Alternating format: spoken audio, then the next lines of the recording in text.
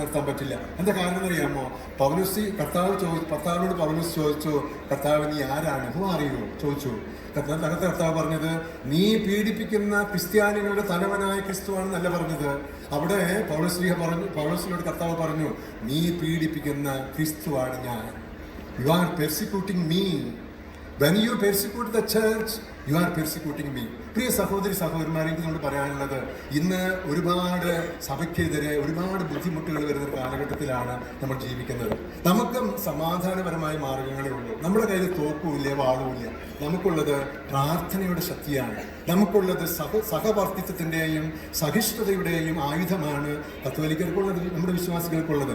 പക്ഷേ ഇങ്ങനെ വരുമ്പോഴും നമുക്ക് അഭിമാനിക്കാൻ സാധിക്കണം. ഞാൻ എൻ്റെ നാവ് ഉപയോഗിച്ച് എൻ്റെ ചെയ്തികളിലൂടെ ഞാൻ സഭയെ വിമർശിക്കുമ്പോൾ ക്രിസ്തുവിനെയാണ് ഞാൻ വിമർശിക്കുന്നത് എന്നുള്ള തിരിച്ചറിവ് നമുക്കുണ്ടാകണം. നമുക്കറിയാലോ, ഈ അടുത്ത കാലത്ത് മരിച്ചുപോയ നമ്മുടെ ബെനഡിക്ട് 16 മാർപ്പാപ്പ പല പ്രാവശ്യം പറഞ്ഞിരിക്കുന്ന കാര്യമുണ്ട്.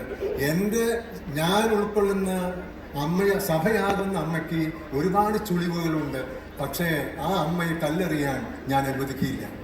ഈ ഒരു കാഴ്ചപ്പാട് നമുക്കുണ്ടാകണം.